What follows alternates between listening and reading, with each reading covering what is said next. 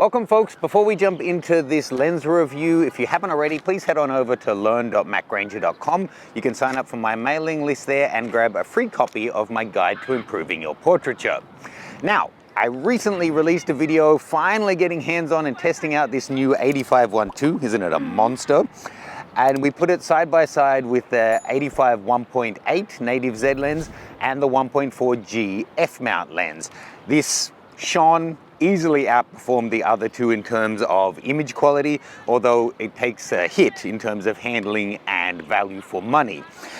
It's great that they've brought this out. I know there's so many people waiting for it, and the main reason is Nikon don't really have, before this, an outstanding portrait lens in native Z mount. There's plenty in F mount, however. So in today's video, we're going to compare it against what I think are some of the best portrait primes Nikon make on the market today, and it's based on the feedback you guys gave on the first video. So we're going to compare this guy to the 50mm f1.2 Z lens that I've been shooting with like crazy over the past year. The 105 f1.4 E lens for F mount, just a beautiful portrait lens, and it performs flawlessly on the Nikon Z9. And then the Behemoth, my favorite, the legend, the 200 f2 VR version 2, which you would have seen a lot on this channel. Now, I'm going to show all four of the lenses labeled 1, 2, 3, 4, but I'm not going to tell you which lens was which until the end of the video. But I will have all of the sample files for you to download. Link for that is in the description below. You ready? Yes, okay. Hi, Felicia. Let's go. Why did I wave at the end of that? Anyway, weird.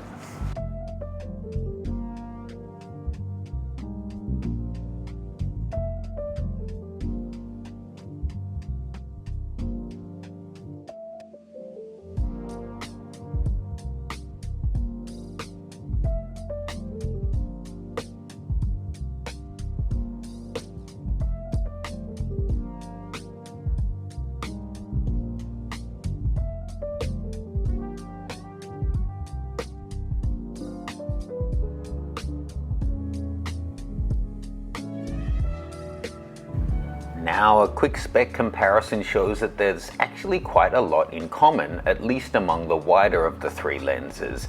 They all have the same filter size, they're all within a few hundred grams of the same weight, and similar in price. Starting off with the 50mm, it has 17 elements in 15 groups, 9 rounded aperture blades, an 82mm front filter, and it's coming in at $2,100. That one is made in Thailand. The new 85mm is a 1.2. It has 15 elements in 10 groups, 11 rounded aperture blades, the most of any in this comparison, also an 82mm front filter thread, and it's $2,800. It's made in China. The 105mm lens is an f1.4 with an electromagnetic aperture. It has 14 elements in 9 groups, 9 rounded aperture blades, also an 82mm front filter thread, and it's also made in China. And the big boy, just keeping the frame the same so you can see how much bigger it is. The 200mm is an f2. It has 13 elements in 9 groups, so it's actually the simplest design. Lens element is much bigger, but it actually takes drop-in 52mm filters. And it's more than double the weight of any of the others in the comparison, and more than double the price. It's coming in at $5,700 if you can find it in stock. And the 200 is made in Japan. Okay, now first little setup here. My plan is I'm going to shoot all the lenses outdoors wide open at their respective 1.2, 1.4, f2 aperture, and then at f2.8 so we can compare them. And then in studio, I'll stop them down further so you can see how they do wide open, but then maybe it's something like f4 where, you know, they're equalized a little bit in terms of performance. I'll do my best to keep the frame the same, but keen-eyed viewers will probably be able to pick which lens is which by how the background changes in the images. Let me know your guesses, which lens is 1, 2, 3, and 4.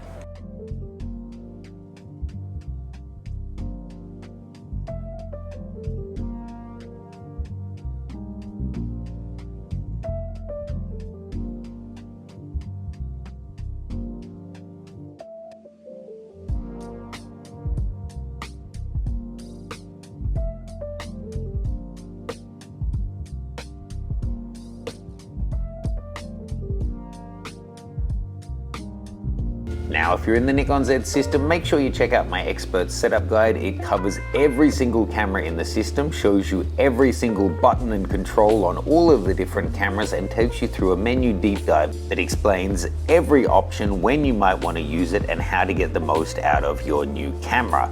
Link for that one is below. Now, if you do download the sample files, as you're reviewing them, pay attention, there's more to it than just zooming into 100% which looks sharper or which one has the softer background. What's important to you is being able to shoot wide open, for example, without heavy vignetting an issue, or some people like the vignetting look. Is contrast is important? Is actually wide open not the biggest thing for you, and being at f2 is just fine? There is a lot of variability. The interesting thing when you're shooting with a mirrorless camera and you have it showing you the settings effect, so as you adjust your aperture, you're actually seeing how the final image is going to look. It's kind of counterintuitive as you're switching between f2.8 and wide open. Sometimes it seems like the wide open darkens down because vignette has come in. So it's still metering on her face, which is near the middle, but then the edges of the frame have all darkened down. Then you scroll up to f2.8, the vignetting goes away and the overall frame actually seems brighter. It's kind of counterintuitive.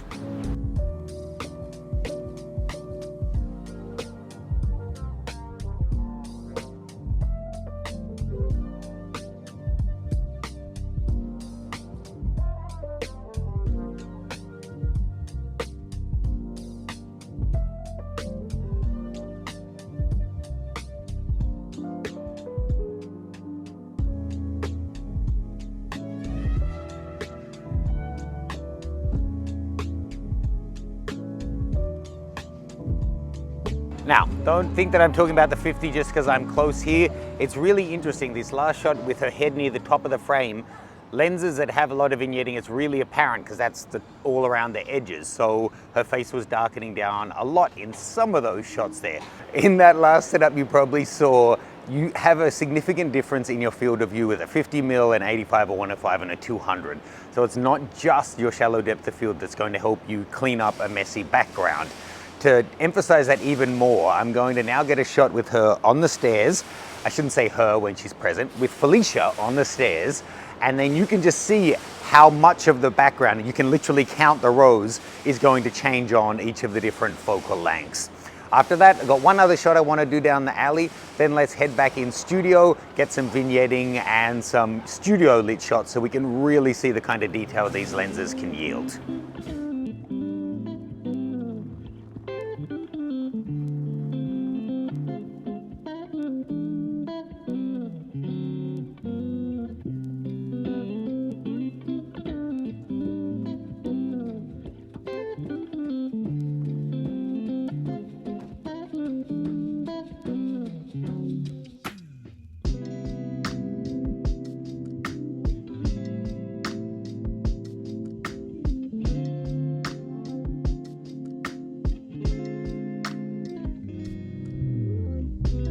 Okay, so now in studio, we're going to keep it nice and simple. I've got a reflective umbrella here lighting Felicia, kind of Rembrandt lighting, a flash on the back, so then we've got plenty of juice to play with here.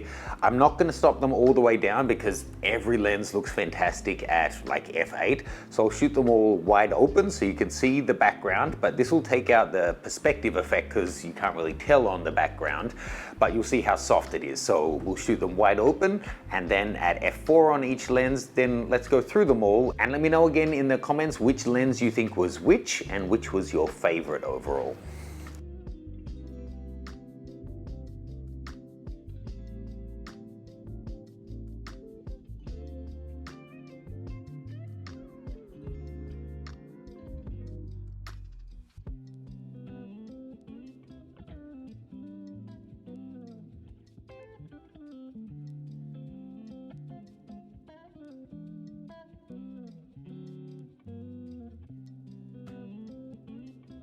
Now, we've gone through this whole video and haven't really said, hi Felicia. Hi. How are you? Yeah, good. What's new? No. Is there anything coming up for you that we can tell the people about, that they can check your social media, anything you want them to look at, support you with?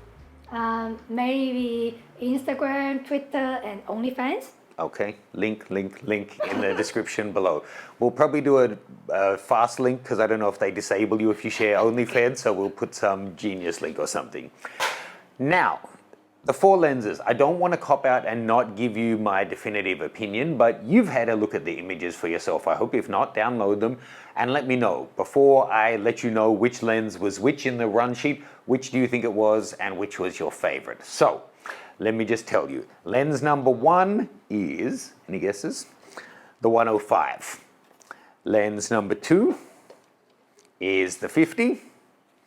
Lens, thank you, number 3, if we don't smash anything, was the 200 f2. And lens number 4 is the 85 f1.2. So, from the outset, let me say, these lenses are all fucking exceptional at all of the different apertures. As long as you're not destroying your image with high ISO, they're obscenely good. Yes, a couple of them in particular have quite bad vignetting. It's not terrible though, it's easy to clean up, but it is there and it is noticeable. If we have to talk about just pure image quality, it gets really tough because they are so close to each other. I actually think the best overall, my favorite anyway, is probably the 105, but the 200 just has a special place in my heart, and I use the 50 so much. So let me just, I'm copping out here a little bit, but 50 I don't think is an ideal portrait length, but it's super flexible. You can use it for street and architecture travel, and it does work for portraits. But as you saw in studio, that how it replicates or renders a body is different because you're so close, you kind of get pin cushion distortion and barrel distortion, and it makes everything kind of look a bit more bulbous. As you get longer, like 85 and 105, things to kind of, if it's a person, start to look a little bit skinnier and narrowing out. It's not about making big people look smaller, vice versa, but it replicates the human form better.